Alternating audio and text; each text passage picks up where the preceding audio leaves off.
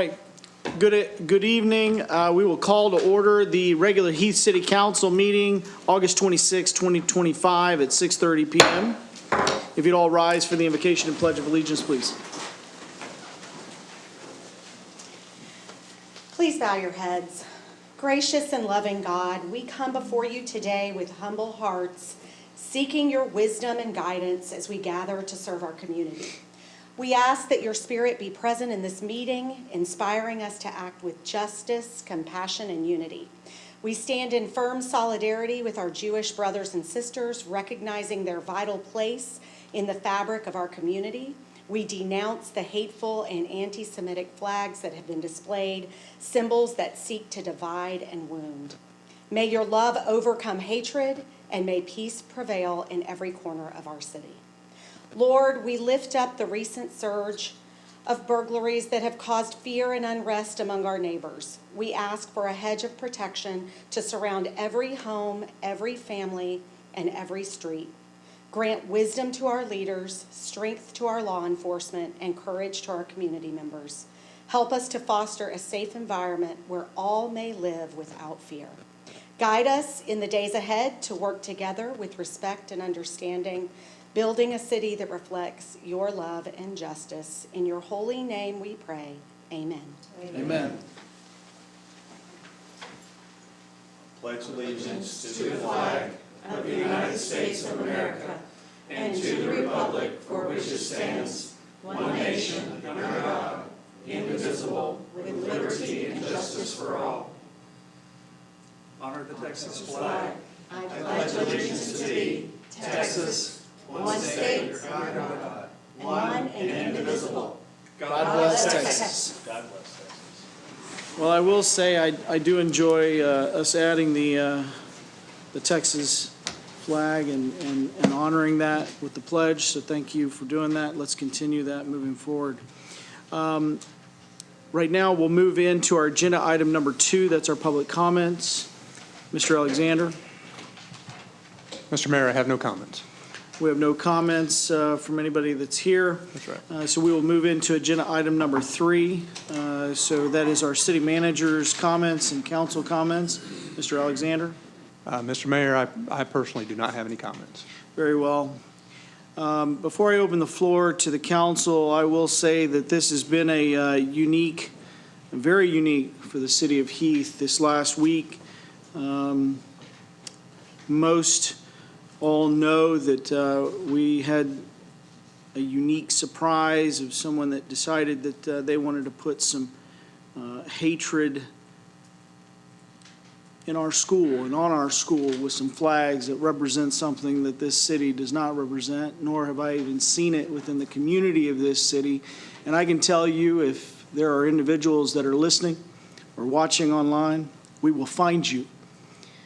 We will make sure that this is not the city that you can come into and do those types of things. And we do stand with all of those that were offended.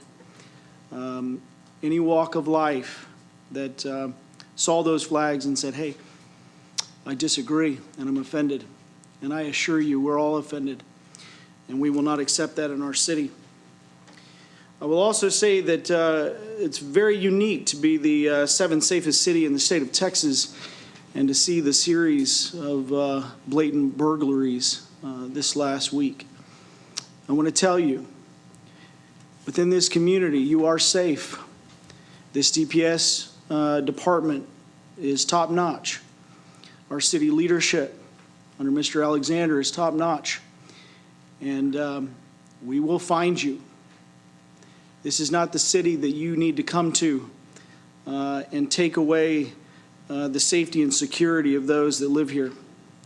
And let it be known that this council, we have an obligation and a responsibility that as we look for our budget, we will address any vulnerabilities that we've identified through this exercise. And we will remedy this moving forward. And a big thank you to the captains and the chief.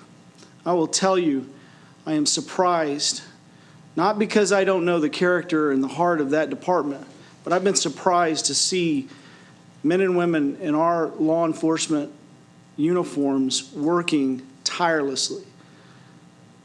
watching a chief that is on a phone call at 6 a.m. with a brief to all the way riding a bike at night and then going home and watching more video footage. And that's the leadership that we are very thankful for, Chief and your captains. It's a pleasure to watch how you guys are taking pride in this city.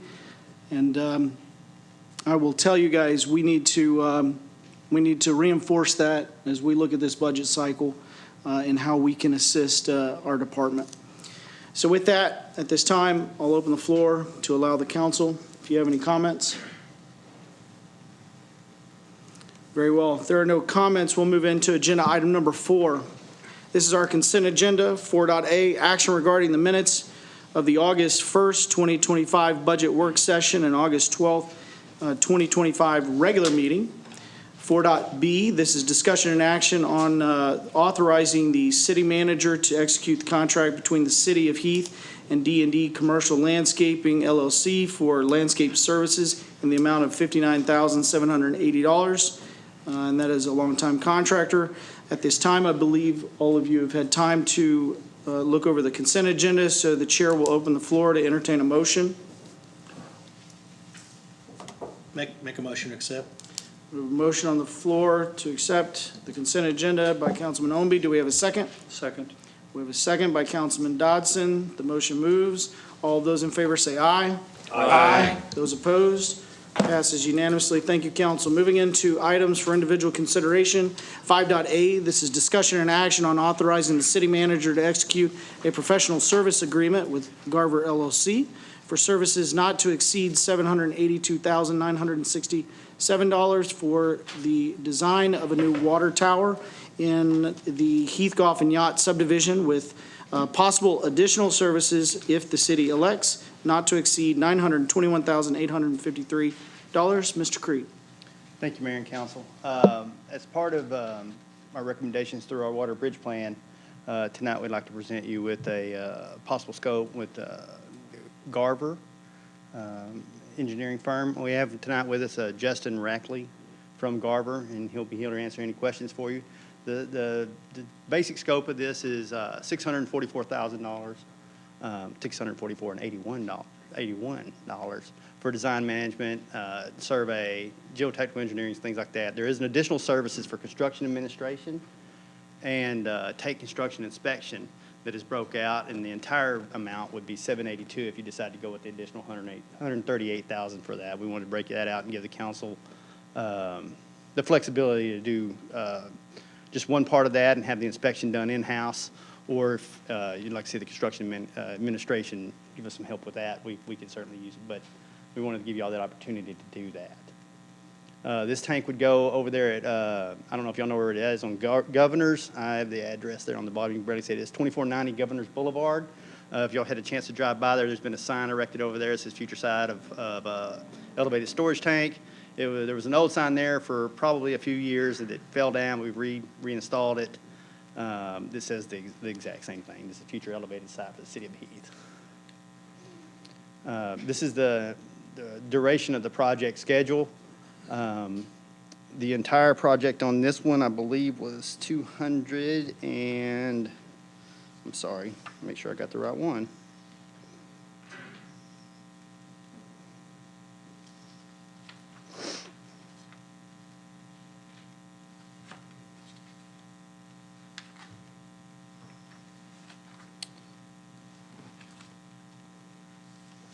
And I didn't.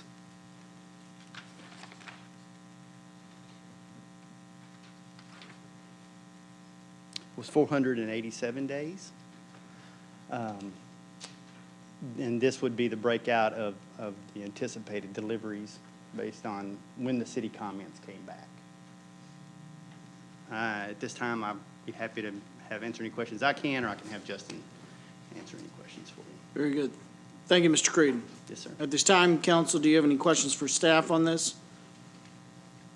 Obviously, we've been working hard, not only as a council, but there's a subcommittee that's been working with staff, and I'm very proud of the work that you individuals have done to volunteer to do countless hours of work. And so thank you for that. This is something that's been a long time coming, and we're pushing it forward. And so I'm very appreciative of everybody's time, and thank you, Mr. Creed, for working hard to get that in front of us this evening. Does anybody have any questions for Mr. Creed? I do for the engineer. Very well. All right, at this time, we'll ask the engineer to come forward to the lectern. Good evening, Mayor and Council. Like Brian said, my name is Justin Ratcliffe with Garver. Thanks, Justin, very much. I noticed on this, and it'll come up again on the next package for the in-ground storage system, that the lead times to complete the engineering work seem extensive, right? Over 200 days for this, over 400 days for the next one, on two assets that should be fairly common, right? And speed's essential, I think, for a municipality like ours. I'm just wondering if you can speak to that, about what seems to be an excessive amount of time. Absolutely, a good question. And again, we pride ourselves on delivering on schedule or ahead of schedule. We've got many examples that we can share from other projects where we worked tirelessly through COVID, like a lot of other consultants did. But for this project, we actually produced a full project schedule that demonstrates our understanding of the scope of work through all phases of our design development. There are things in here that we can't control, and I don't mean that negatively towards anyone, but regulatory reviews, city reviews. So we wanted to make sure that we properly allocate time for those reviews, because that's when we can get the greatest feedback from the stakeholders. So we've accounted for all that in the schedule. And so I would agree with you that it is a fairly commodity item. We do have good relationships with the composite tank manufacturers. We have a good understanding of what level of detail our scope, our design needs to include to make sure that we facilitate that. And we understand that the schedule drivers for this, given y'all's water bridge plan. So we're here with you to work with you. If we find opportunities in our schedule to expedite our design, then we will absolutely do that. So from your perspective, and thank you for that standpoint, from your perspective, what are typically the long... Scott, can you turn on your mic? Yeah, sorry about that. Thank you, Norm. So from your perspective, what are typically the long poles in the tent? Is it the regulatory review piece and the back and forth therein, or what are those items? So the upfront items that we have to take care of are the subsurface utility engineering. Granted, we understand the sites. We know what infrastructure is in the ground at those sites. We also have to do the topographic survey and then the geotechnical engineering. Once we have all that foundational information together, we jump right into the preliminary design. What we have seen on the regulatory reviews is, given the flood of the projects that are coming through TCEQ's desk, we have assumed 2 months for the review period. Right. And that has held fairly true on the projects that I've worked at recently. Gotcha, okay.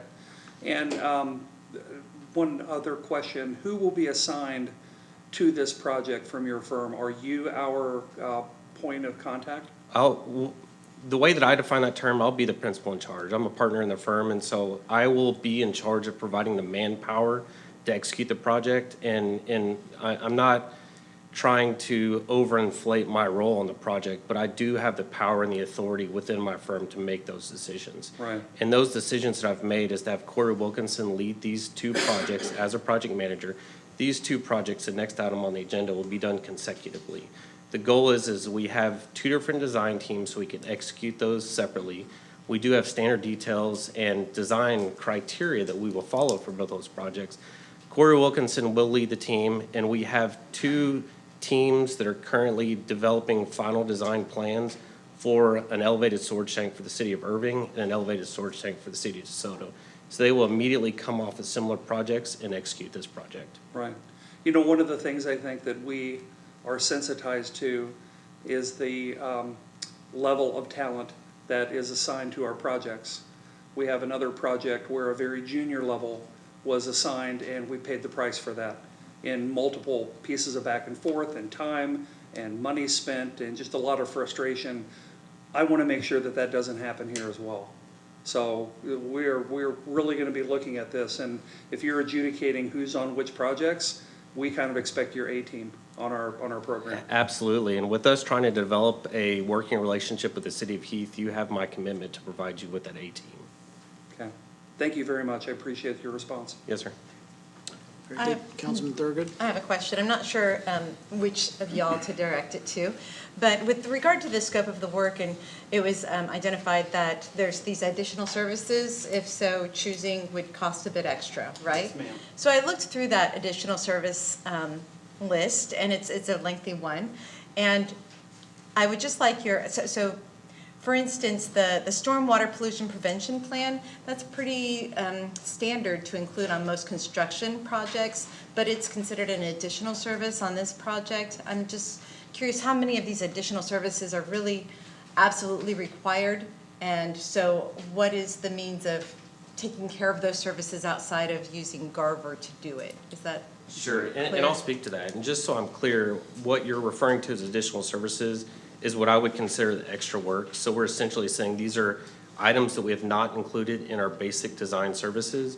The one that you appropriately brought up was the SW3P. Right. That is an item where we develop the criteria for it. The actual solicitation and the acquisition of the permits is a requirement of the general contractor. Yeah, okay.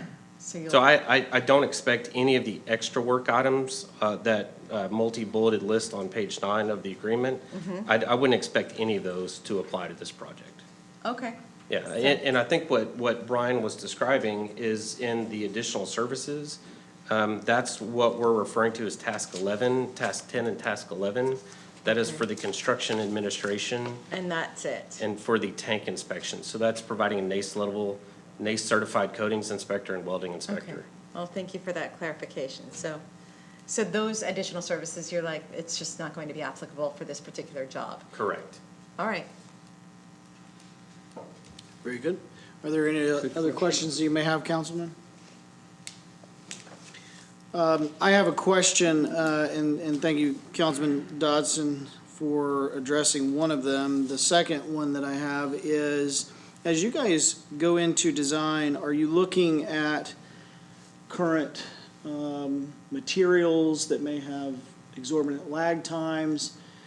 You know, trying to look ahead as you go into the design process to ensure that we don't get kind of pulled into, oh, these are going to be the hurdles once we go into construction, right? And so now, because of the way it was designed, there are tariffs that might be affecting some of the materials or equipment. Is that something standard in the way that you guys do your design work? Absolutely, and great question. We're dealing with that throughout all of our projects, along with trying to recover from the supply chain shortages, but also the threatened or imposed tariffs. What we do at our preliminary engineering phase to get us to 30% is, as we're developing a preliminary engineering report, we identify what those long lead items are, and we could come to a table and meet with Brian and say, Brian, we have got to order this material in advance of this project. That way it's ready for us, it's ready for the contractor to construct. So typically that includes a lot of the heavy electrical equipment, MCCs, switchboards, generators, or if it's a pumping project, that type of pump or that motor for that pump. So we will bring that to Brian's attention as we start maturing the design, absolutely. Very good. All right. Councilman, go ahead. I'm sorry, the last point that I wanted to make, you talked about the tariffs. We will be producing cost model updates for every deliverable, and I would expect if there are any tariffs that will affect our OPCC, and we will always trend that against your budget, we will be the first to make sure that Brian is aware of that so we can pivot and look at value engineering options to bring us back in line with your available budget. Very good, thank you. Councilman, any further questions? One question for Brian, Mr. Councilman Mayor. Dodson? You know, Brian, on this additional amount that Councilman Thurgood spoke of and Justin was able to respond to, are these things that we're going to have done? Because, you know, we kind of ran into some of these extra services before, and then we lost time and ended up going back and sort of voting to have those be a part of it just because we couldn't manage it internally. We lost a lot of time and a lot of money. Yeah, so, and you know, Inefficiencies, I was on for sure. probably the wrong end of that vote. But, so I don't want it to happen again. So I guess my question is that with these parallel projects going of water wells and storage towers and storage in-ground tanks and whatnot, do we have the bandwidth internally to manage this? Or should we consider making this a part of the bid because of the lack of resources internally to do these things. I will ask you to make this part of your consideration for this scope. I think we would have to have those inspections done regardless by third party. Right. And it would just be the burden on staff to bring those outsiders in. We don't have anyone on staff with those skills and to be able to do that. Okay, Brian, thank you. Yes, sir. Yeah, thank you for that clarity. I was ready to jump out there for you on that. You know, we've got a lot going on in this city, whether it be the things that we're trying to do with water, as well as the day-to-day normal things. And then on top of that, we have a road that we need to complete. We're looking at another road that we're hoping to get some studies back that we might be able to begin on that. I mean, we got a lot going on. Yeah. So I think we do need to be mindful as we do hear the city staff making this request. And as you look through task 10 and task 11, I mean, it's quite a bit. So, very good. If there's no further questions, council? All right, thank you very much. All right. Council, if there's any discussion items, please feel free. If they're not, then the chair will open the floor to entertain a motion. I'd like to make a motion, Mr. Mayor. Okay? I'd like to make a motion that we approve the award of this engineering services agreement in the amount of. Well, this is a authorization. Okay. Just grab it. It's an authorization for the city manager to execute the professional Very services. good. So I will make a motion for the city manager to execute the engineering services agreement in the amount of $782,967. Not to exceed. Not to exceed, to Garver LLC. With the possible additional services? That is inclusive of the additional services, so yes. That is included in the full price. Okay. Yes. Very well. All right. We have a motion on the floor as stated. Do we have a second? I'll second, Mr. We have a Mayor. second by Councilman Myers. All of those in favor say aye. Aye. Those opposed? Passes unanimously. Thank you, council. Moving into agenda item 5.b, discussion and action on authorizing the city manager to execute a professional services agreement with Garver for base services not to exceed $618,474 for design for the new ground storage tank located at the Heath Pump Station, with possible additional services if the city elects not to exceed $717,123. Mr. Creed. Yeah, thank you, Mr. Mayor. So this is another scope of work for Garver that would, for design of the new identical, essentially, ground storage tank you see there. That is the one that's existing at our current pump station. If you're familiar with where that's at on Townsend Boulevard up there, kind of by Shenanigans right off of I-30. That tank already has a stub out and was designed to be located at this location, just technically to the southwest of our existing tank. This design is for the exact same size, a mirror image essentially of the tank that's already there. It's for a not to exceed of $618,000, $474, as the mayor said, with your base services that were the same as included in the tower. This one only has construction administration added of an additional $98,000 for a total of $717,123. Very well. Thank you, Mr. And Creed. there's a timeline. Yes, sir. Are there other items of discussion? Mr. Creed? Yeah, this one has a longer timeline. It has 720 days from the effectiveness of the agreement to get this construction done. Okay. Very well. Council, do you have any questions for staff? No, I have another question for Justin. Okay. You can have the engineer take the lectern again, please. Yes, sir.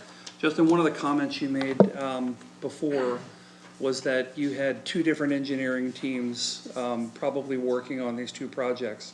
Yet you also said that these things would be done sequentially, right? My experience with sequential management is you're prone to a lot more delays and you kind of almost never get there. And I'm just wondering, is there any way, not maybe to work in parallel, but in an offset, where we can get these done faster? I would suggest that we work on them in parallel because we could capitalize on the engagement of the team that we already have assigned for those two projects. Right. And to be clear, we'll have what we call a design phase manager, which would be responsible for both of the different design pathways, excuse me. And so that would allow us to maintain that consistent quality, but still expedite the schedule for both of these projects. Right. So, you know, Brian mentioned that, you know, this project is literally 2 years. It's 2 years from the initiation of the agreement to, you know, potential completion on that. And that's without any delays, or maybe the delays are swagged, you know, kind of in there as well, right? What's been your experience with this size of an in-ground system? How quickly could they be done, or have you seen them be completed under your group's guidance? And just so I'm clear on the question, you're asking for the design schedule, or are you asking for the construction schedule? More of the design, because the design itself is 420 days out of that 760 some odd days that Correct. was mentioned, right? Mhm. So, you know, since you all are being hired on the design side, right? What's been your experience with sort of what's best case, and how should we think about these 420 days? So I believe a good way to answer your question is I'm comfortable with both schedules. The reason that this one is longer is because we are compressing the schedule on the elevated storage tank. So we're looking to execute that one at a faster clip. So more staff put on that project to expedite that project and get it onto the streets as soon as we can. Yeah, I think you're sensing at least my sensitivity to speed and making sure that these things are done in parallel with wells that we'll be putting in the ground at approximately the same time. So I would certainly prefer to see this expedited. Absolutely. Very well. Councilman Horn? Yeah, the first point I had on my sheet when I was reading over this earlier is, you know, how do you intend to stay on schedule? And so I think I want to just echo what Councilman Dodson is saying, that the people of Heath are ready for this. And it is very important to us, if we award this contract, that you do everything you can do to stay on schedule and impress us, and even try to push that a little further. No, and I think a good way to answer your question is just again in partnership. And what I mean by that is making sure that Brian has the autonomy to control our schedule and to make sure that we're held on schedule. And reciprocally, that allows me to have that same discussion with Brian to make sure that we're getting our reviews back per our schedule. So it's that type of relationship where we're going to keep each other honest with our schedules. That's awesome, thank you. Very good. Thank you. Councilman, any further questions? Thank you, sir. If there's no further questions, the chair will open the floor to entertain a motion. Make a motion, Mr. Mayor, Very well. Councilman Omby? that we authorize the city manager to enter a professional services agreement with Garvard LLC to include the construction administration not to exceed $717,123. Very well. We've got a motion on the floor. Do we have a second? I will second that motion. Okay, we have a second by Councilman Thorogood. The motion moves. All those in favor say aye. Aye. Those opposed? Passes unanimously. Thank you, council. Moving into 5.c, discussion. Thank you, Mr. Crude. Discussion and action on case number RP 202506 as requested by Tony Bates of STD Land Surveying for the replat of Lot 15, Block A, Heath Crossing Addition, Phase 4A and 4B, for the purpose of abandoning the tree preservation non-disturbance zone easement on the subject property located at the intersection of Castle Pines Drive and St. Andrews Drive, City of Heath, Rockwell County. Mr. Gonzalez. Yes, sir. Thank you, Mayor. Good evening, members of the council. This particular property, it's a little different from something that we typically see on a plat. This is a tree preservation non-disturbance zone that the applicant is actually asking to see if he can have that removed from his property so that we can have full enjoyment of the property. That's the picture of the property here. You can see that from an aerial image, but what I want to do is show you a little more information here.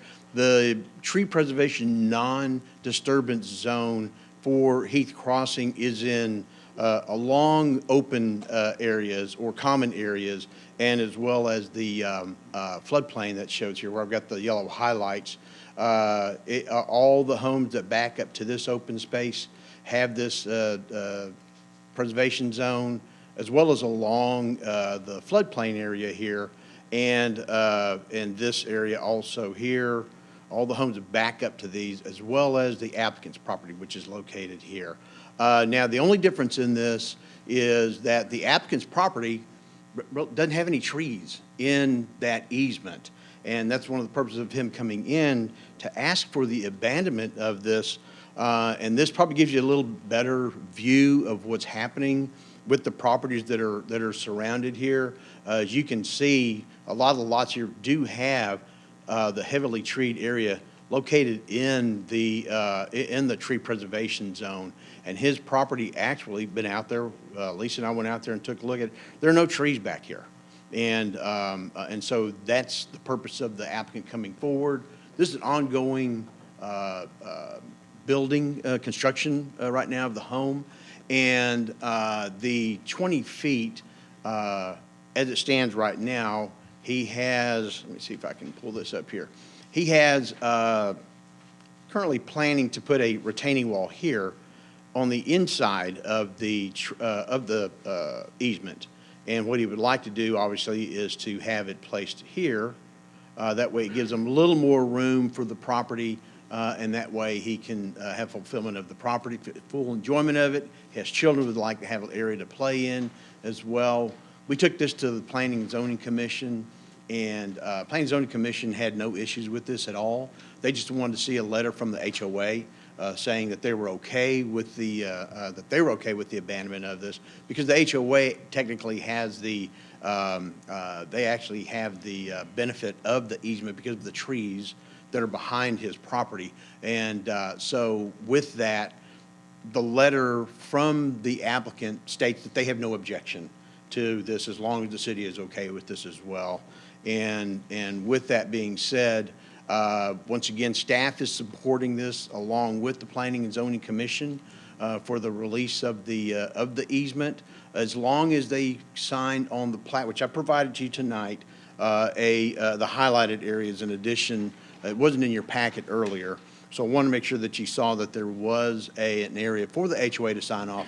There will need to be a notary certificate added to that also, but with that, that will provide the ability for them to be able to remove the easement if the council decides they want to do this. Once again, it's a discretionary decision for the council, and so you have two options. You can either motion to approve with the condition that they sign the plat, as you see there, or you can deny it, which would essentially keep the 20-foot preservation easement in place, rather. And so with that being said, the letters from the HOA are in your packet, and the applicant, Mr. Frazier, is here. He's the property owner. He's here to answer any questions you may have, as well as the surveyor, Mr. Bates. I'm available to answer any questions if you have any. Very good. Thank you, Mr. Gonzalez. At this time, council, do you have any questions for staff? I have one question. Councilman Horn? Can you tell me, and I'm sorry if I missed it in here, how many feet are there between where the house is going to go and the easement? Where the house is, okay, so. Like where the house is going to end and where that, where the tree preservation zone starts? Right, so the closest space here, from here to here, and Tony may have that, Mr. Bates may have the information. Not the same plan up that you have there. It's a- It's written on there, it's It's so small. 20 feet. Yeah, It's like it's, 40-something to the. 42 feet existing. from Right. And we're just trying to edge get of the 20 house feet. to the back property line. Gotcha. It's Yeah. gonna level Yeah. out and go back to everything. Okay. but just so the folks in the audience can hear, that was about 42 feet Yes. from the back of the house to the back of the property. And so if you take away with the easement, that's about 20 feet of area essentially that they have in Yeah, place. so I guess my question would be, Mr. Gonzalez, and we'll have the applicant come up, but as I look at it, you're putting, what you're displaying is a retaining wall that is not inside of this easement. Correct. That is what this indicates. And if the easement were removed, then the retaining wall will be on the back of his property. Understood. that property. Yes, sir. Understood. All right, so what we're looking at, council, just so everybody's clear, is that, and I guess it's page 82 in your packet for this section, they've identified the retaining wall. However, if they are able to abandon the tree preservation, they will move that retaining wall to the back of the property. Yes, sir, that's exactly what that's for. Very good. And, Just want to make sure we're all clear. yes. Okay. And- One more question. Councilman Horn? Is that area, that's that tree preservation area, is it rocky? Is it lush soil? I mean, what is the makeup of that area? So behind the property, but behind his property, let me just say, are trees, that common area, there are trees back there. Where his property is, where the easement is located, it's just a bunch of dirt with some saplings. They're not 3-inch trees, and they're very small, and some brush as well. But just to let you know, I mean, there are trees behind his property, just as to why, and that's the purpose of the easement, for the protection of those trees. Sure. That's where the benefit comes in. All right, very good. Any other questions for staff? Yes, so that retaining wall Councilman will Omby? still be fully on their property? Be fully There won't on. be any improvements into that floodplain area, right? Correct. It'll be fully onto their property. Right. But once again, with the benefit of the HOA having the trees on the backside, that retaining wall, there may be an opportunity there, if the retaining wall is, how deep that goes, may affect root systems on the other side as well too. So I need to point that out. So that is some thought behind the non-disturbance easement, is that while it is intended to protect the trees that are in the easement, you know, if you start digging at the edge of that easement, you might get into a root system for trees that are outside of that easement. Right. Very good. Can I ask if Councilman the, Thurgood? if the Planning and Zoning Board, did they have any considerations that help them decide to approve, or were there any pertinent discussions leading to that decision? The only thing I recall from them asking was if he could put a fence up. If they didn't approve it, could he still put a fence around it? And, I mean, it's his property, as long as you're not damaging any trees. There are no trees on his property. So I would say, yes, he could still put a fence up. But if you remove the easement, obviously he can still do that and not have a problem. The only issue is if you have those footings in for the retaining wall, how far is that gonna go? And will that actually affect any trees on the other side of on the other side in the common area? Mr. Mayor? Councilman Dodson? David, is the exclusion of trees from this area a factor that would keep this from being precedent-setting? I And don't- from a future basis? Yeah, I don't believe it sets a precedent simply because there are no trees in the easement. That's my point. Yes, so I do not believe that. I mean, legal may have another opinion of that, but if someone else were to, and I go back to this image Right. here, all the properties that I could see here do have trees in the easement. Gotcha. Yes. Gotcha. There may be one, as an exception, I believe it was this one, I believe, right here, maybe, but they would have to come in and show that. I mean, Right. we actually went out and took a look at this property, and there are no trees on that Okay. property. Thanks, David. Thanks, Yes, sir. Marie. Very good. Thank you, Mr. Gonzalez. If there's no further questions, I got Councilman one Myers? question. You're saying you want to build a retaining wall. When you build a retaining wall, Let's have the applicant come up if you got a Yeah. question for him. I do. Okay, very good. Yeah. If there are no further questions for Mr. Gonzalez, we'll have the applicant come up. If you would state your name and your address at the lectern, please. Good evening, Brian Fisher, property owner. Thank you, Mayor, council members. My question is you're going to build a retaining wall, are you wanting to build the yard level from the house out there? Are you wanting, explain Yes, to me sir. what you're doing here. Yes, sir. So behind the pool, there'll be a natural slope to allow drainage, but it'll be a natural slight slope from the back of the house all the way to the property line, which will have a retaining wall and a fence on top. That's our proposal. Again, right now, just to clarify, with the tree preservation that we have, we're cutting our yard in half, essentially from 40 feet to 20 feet. Yes. I have 3 small children, 4, 2, and 1. And so what I'm trying to do is just maximize that yard for the kids to play. if I keep this current proposed plan, I also have a drop off in the middle of my yard. If a ball goes, my kids are falling off the, so. So again, we looked, there was no trees. Obviously, if we knew like we were only gonna have 20 foot of backyard, we might have considered a bigger property, but we're under construction, and so we're just kind of trying to go through the proper procedures to see what we can do with this. Very good. Thank you, Mr. Fisher. Are Mr. there any Mayor? other questions for the applicant? Yeah, that was Councilman my Omby? only question. This house is in the dry, right? So were you not, I guess, not understanding that you could ask for this variance? Initially, when I was going through design, this is our first time building a house, I spoke with the landscape. Their initial design plan had the retaining wall and the fence at the 20-foot halfway. And I asked them, I said, this was last year, and I said, can we go to the city, can we, take these steps? And no, I mean, you're not gonna be able to do anything. The plat says no construction in this area, and we just kind of sat on it. And finally, let me take matters in my own hands, went to Lisa, talked to Lisa, and now we've come full scale to this step now. Good, thank you. Okay, very good. All right, any other questions for the applicant? Welcome to Heath. Welcome. Thank you, appreciate it. And I want to say, I appreciate your comments in the beginning of the meeting. My wife is Jewish, my kids are Jewish, so I appreciate the comments in the beginning of the meeting. Very good. Thank you, sir. Appreciate you. All right, council, I would say, obviously, I don't live far from this property. So I've seen this property. I know what's on the property right next to it. I echo, you have young children. If there's no trees, the one thing that I would say is, as you go to build your gravity walls, be mindful of your surroundings. I know that you probably will.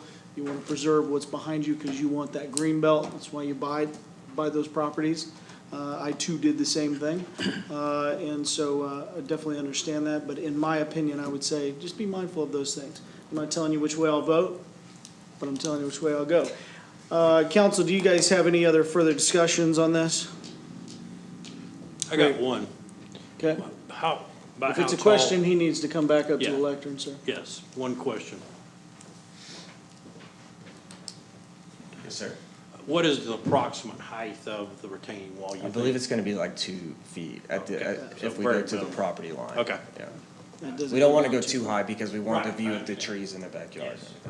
Yeah, there's a pond back there. Yeah, Lisa mentioned that there's some pretty crazy creatures coming out of that pond, is what I hear. Yeah. I don't know if you can fish the little pond, but you can enjoy the little pond. Very good. Any other questions? Thank you, sir. Thank you, appreciate it. All right, at this time, the chair will open the floor to entertain a motion. I'll make a motion, Mr. Mayor. We have a motion by Councilman Omby. Make a motion that we approve the replat. Yeah, I know I need some more language here, but. To abandon the tree preservation non-disturbance zone Yes, thank you. easement. And That's when essentially, you go digital, that's what happens. and essentially, he's in the middle of his motion, but I do want to point out, if you get into a non-disturbance zone, to build anything, you're going to be disturbing the ground. So that's essentially what you're allowing him to do, is go in and disturb it so he can build what he's hoping to build. Very good.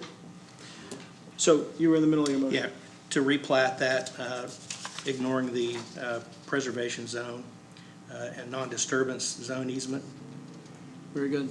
We have a motion on the floor. Do we have a second?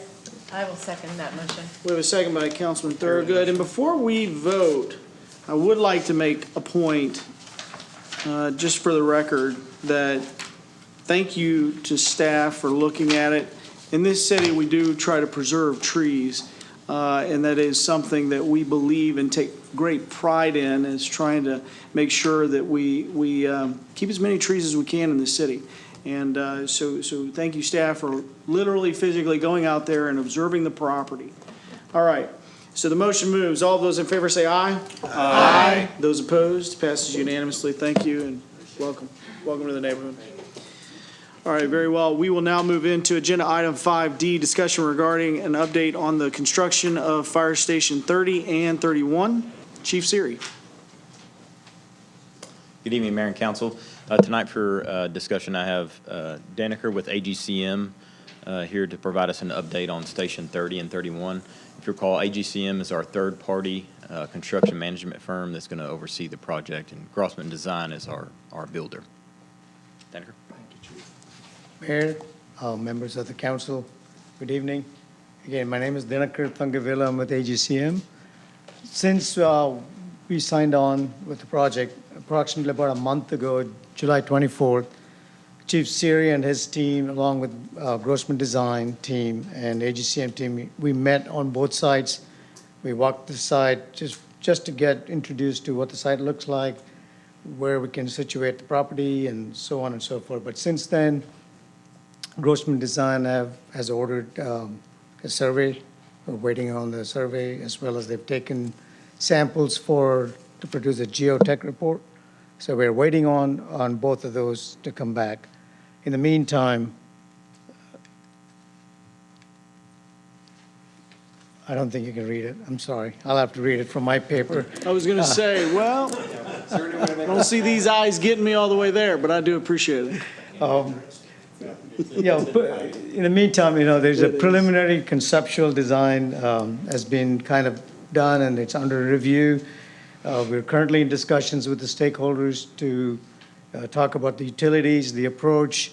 As a matter of fact, even 3 p.m. today, we had a meeting with Public Works, and Chief Siri was present.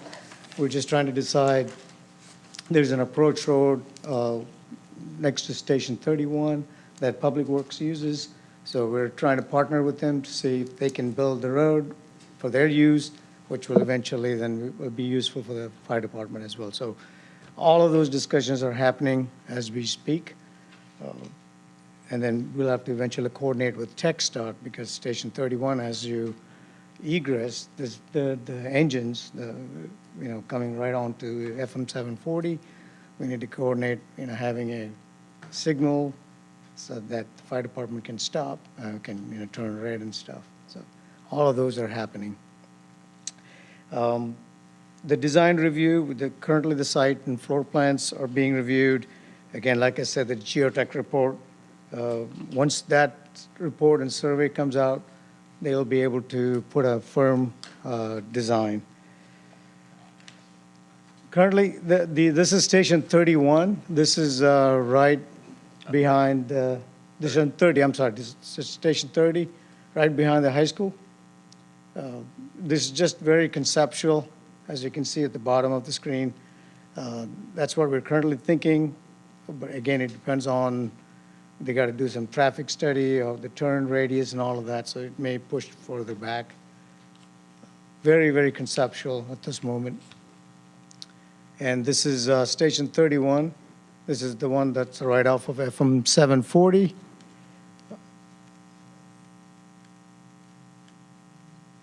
And that's the road we're talking about right there, that approach road right now that Public Works uses.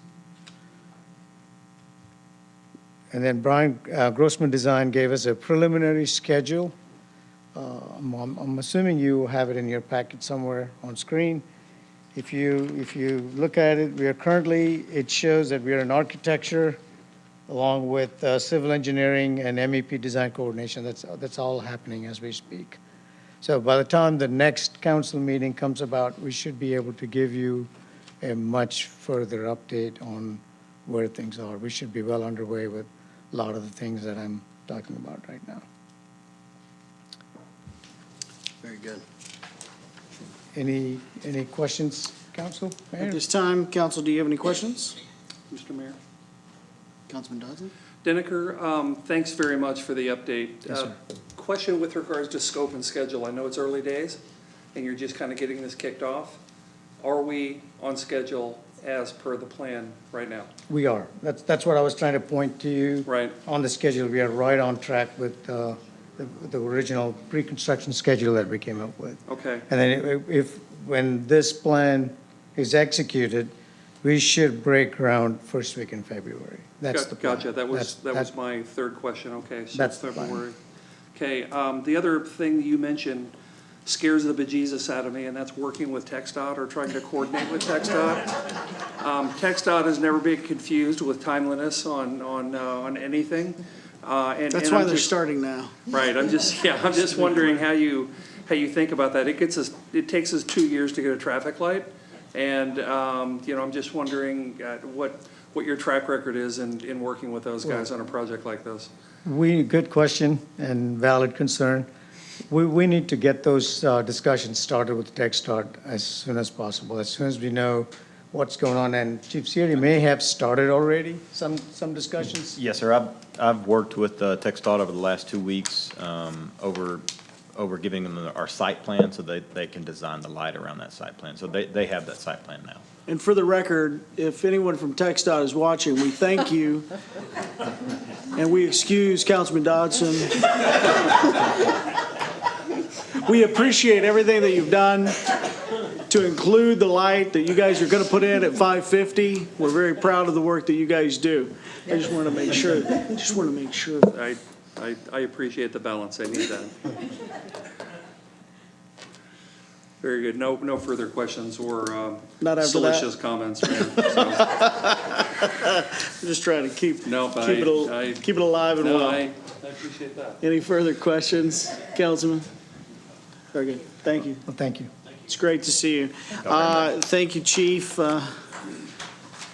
One thing I will say, and again, just to echo kind of how we started this meeting off and the investment and this is a passing of the baton. I mean, this started with the previous administration working hard for DPS, so you guys deserve it. I remember the first day I walked through the facilities, I was mind blown with how much you guys have adapted to something that is just not proper for what you need.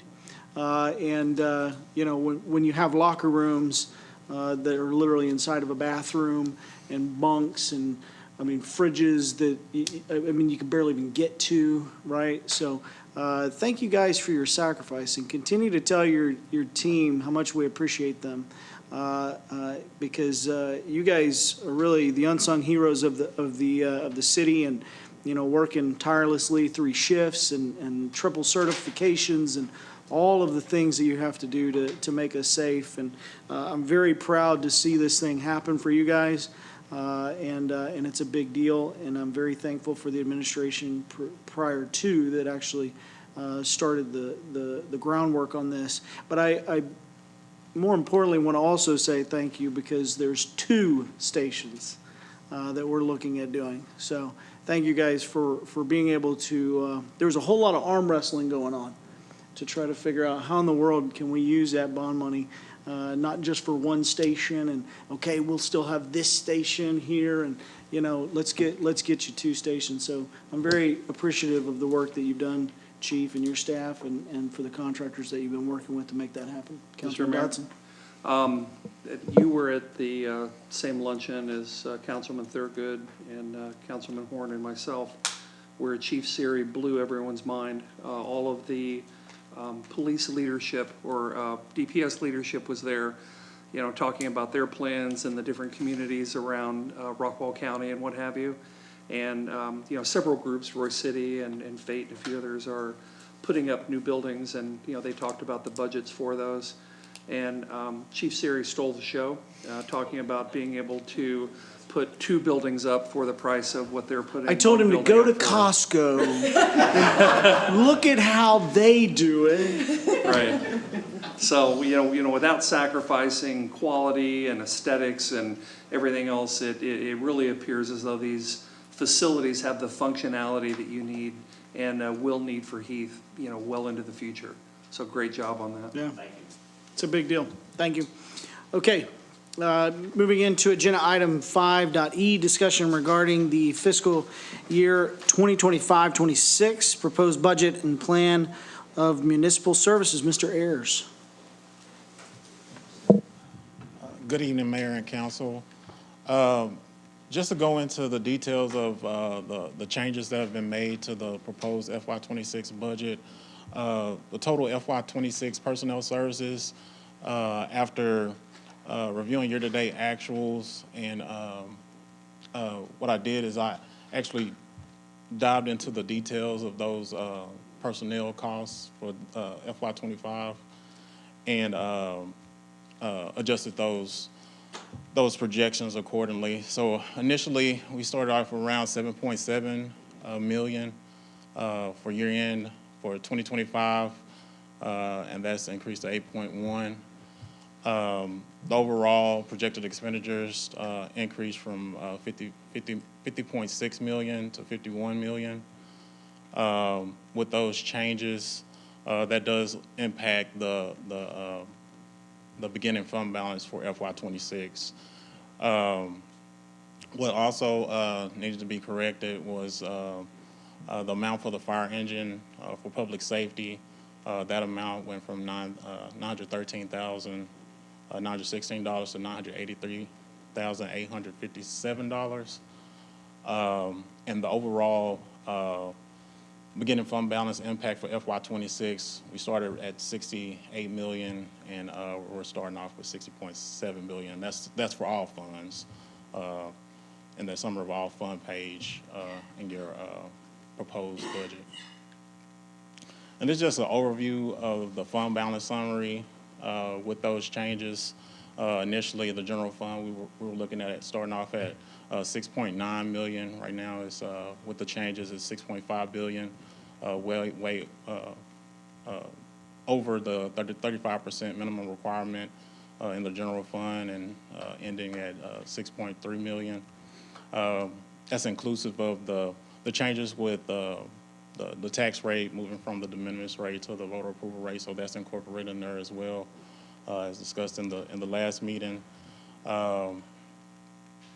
And the total, as you can see there at the beginning, fund balance is 67.7 million. You have your total revenues at 118 million, expenditures at 106, and your ending fund balance for fiscal year FY26 is 80 million, roughly $80 million. And this is just a look at the budget adoption calendar again. Right now, we're in between the publication of the budget notice and the tax rate hearing notice. Those were published in the Rockwall Herald Banner on August the 22nd, as well as posted on the website. The next council meeting, we'll have the public hearing on the proposed FY26 budget, and on September 23rd, that regular city council meeting, we'll have the public hearing on the tax rate and the adoption of the budget, the tax rate, and ratifying the budget, the property tax increase in the budget, and the adoption of the fee schedule. Any questions or comments? Council, at this time, the floor is open if you have any questions. Councilman Dodson? With the mayor's opening comments tonight, Jay, how are we thinking about police presence for patrols and, what have you, in the current budget as it exists? I'm sure there's been internal discussions about that, and, I'm just wondering how you and Steve and the mayor maybe are thinking about that. Yeah, I'll jump out there because that conversation has been at the forefront of a lot that's been going on this last week. And I can assure you that we're going to need to address it through cameras, additional cameras. This last year, one of the things that we did, and Councilman Dodson and Councilman Mormon, you may remember that we put in the budget that we're going to be bringing online 2 flock cameras that allows us to identify license plates and do quick search and investigations, and it allows us to kind of know who's been where. It also has notification systems for whether it be child predators that come in and through or traverse through the city, people that have certain felony warrants. There's ways that they can use these systems. We also deployed in that budget, we deployed the drone system, which we've used numerous times during these investigations. And so those are 2 items, and we want to expand on that. I know that the chief is working on that map and working with Steve and our partners on the way that we should best collaborate where and when and how these cameras should be done. So I know that I'm kind of stepping all over the city's response to your question, but that's been something that was very quickly identified within this last week. And I said I can't speak on behalf of this body, but I'd be remiss to believe that you would not want to jump all over it. Thank you, Mayor. Those are spot-on comments.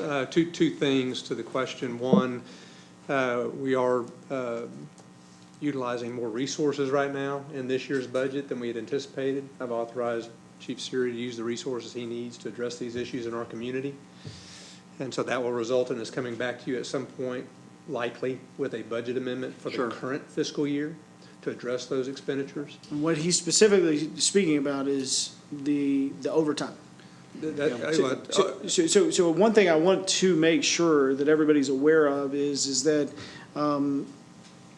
this team, under Mr. Alexander's leadership, one of the first things that they said is, okay, we know what our normal course of activity is and how many guys we have on patrol, et cetera. They worked very quick to open up overtime. And I encouraged them that we would make the necessary amended budget needs moving forward. So that's one of the items that he's referencing, and that's why these three different neighborhoods that have been dramatically affected by this activity, specifically speaking to the burglaries, has seen nonstop, consecutive, consistent presence. Go ahead. Mr. Alexander. Thank you, Mayor. There's also going to be some equipment purchases we're making this year. We'll be bringing that forward. I mean, we're making the purchases, but it will result in some minor budget amendments, I would say. Right. Not hugely material. At the next council meeting on the 9th of September, we'll be bringing to you some proposals for some additional equipment purchases for next year to address some of the things that the mayor was talking about earlier. And we'll present that at that time. Very good. I mean, you can't have a great city without great protection. And I think that everyone is in steadfast agreement with being able to give Chief what he needs in order to get the job done and then some. We will be the #1 safest city in the state of Texas. I assure you of that. Jay, my final question is on your first slide, and you don't have to go back, because just with regards to the key hires between the 05 and the 06 budget, it looks like the expenditures, that looks like it's about a 4.5% lift just on headcount. And is that purely FTEs, or is that FTE and rate of pay kind of mixed in that? Yeah, it's a mixture of both. Gotcha. Okay. Okay. Thank you, Jay, very much. If it would be helpful for city council, we can provide that breakdown in a kind of a small summary for you as to how much of that is payroll with regards to pay raises and things like that, insurance increases, things of that nature, and then how much of it's full-time employees being added. Steve, I think that would be helpful for our citizens, and I think there are some out there that think that there's just this overabundance of people within City Hall and in the departments. I don't happen to be one of those people, because I see the stretch that people are under all the time. But it would be good to break that out. Yeah, we'll provide a recap of that. That'll be real easy. Great. Thanks, Steve. Yeah, I agree, and I do think that you guys did a great job in our workshop, to where you did have broken down all the departments, all the FTEs. Previous year did not have that level of detail. That granularity is something that I think is highly appreciated, not only here, but for the community as taxpayers. Are there any further questions that you may have for Mr. Ayers? None at this time. Thank you, Mr. Ayers. All right, we'll move into agenda item 5.F, discussion regarding an update on the water bridge plan. Mr. Creed?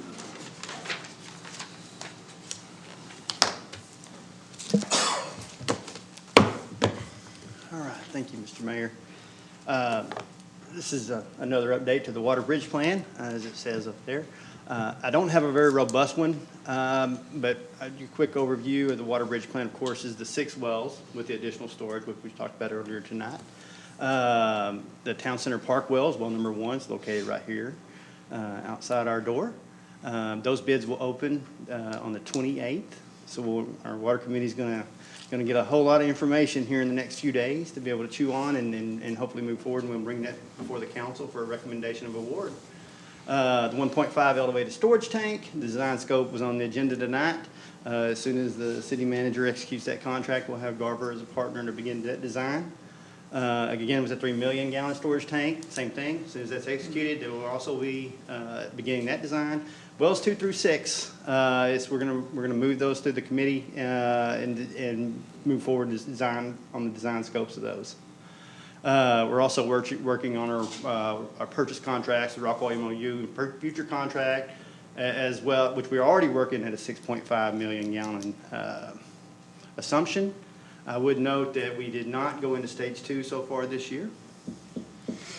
Yes, knock on all your wood. Thank you to the citizens out there for following all of the advisories and helping us do that. Absolutely. But also a big thank you to this council, and thank you to Rockwall Mayor and Rockwall staff for the hard work that we did, months and months of negotiations to finally come to a great conclusion, I believe. So today it's 6.5, but for the record, it's an additional $500,000 that we'll receive July 1st of next year. And then when RCH pulls off of that take point, we'll also receive an additional 500,000 gallons a day. That's a big deal. It's a good thing. Just for the record, just always want to remind, just want to remind. Absolutely. And we'll continue to work with our regional partners to obtain more capacity as we can. I forgot I had another slide, but it's not on there. So let me see. That's about it. I'll be happy to take any questions and fill you guys in. I beat the water bridge plan to death. I think y'all all are aware of it. And I think I'll have a whole lot more data for you on the next one once we actually get some numbers put in here. Very good. I think it's great to have the reiteration, to have the constant reminder of where we're sitting and what we're doing. Again, we have a great subcommittee group that's working with staff, and thank you for your continued attention to the speed in which we're trying to get this accomplished. Council, is there any questions for Mr. Creed at this time? It's too short. Y'all gotta If there are no, Mr. Mayor? yes, Councilman Dodson. I'd like to. Almost. Yeah, I know. Come on in. Come on. Just on behalf of the Water Subcommittee, you know, we will be requesting an opportunity to come in front of council and present where we're at and, you know, how we're working in the different pillars of our plan and some initial recommendations based on discovery here over the last couple of months. Very good. Looking forward to it. And again, I can't say enough how much I appreciate it. I know Mr. Alexander loves all of these subcommittees. I'm constantly trying to get a hold of him. He said, "Hey, Mayor, I got another subcommittee." And I said, "Oh, that's right. We got like anytime 4 I'm able to spend unbelievable." time with our council That's right. members is a That's great right. day. Man, what a sweetheart. All right, very good. But no, serious. On a serious note, very thankful for the hard work that you guys are doing because you're solving big problems. Okay, at this time, we'll move into agenda item number 6. This is our executive session in accordance with the Texas Government Code, Chapter 551, Subchapter D. The City Council will recess an executive session. This is a closed meeting to discuss the following: 6.A, Section 551.071, consultation with the attorney on a matter in which the duty of the attorney to the governmental body under the Texas Disciplinary Rules of Professional Conduct of the State Bar of Texas clearly conflicts with this chapter regarding key drive, retaining wall, and bridge. We are now in executive session at 7:38.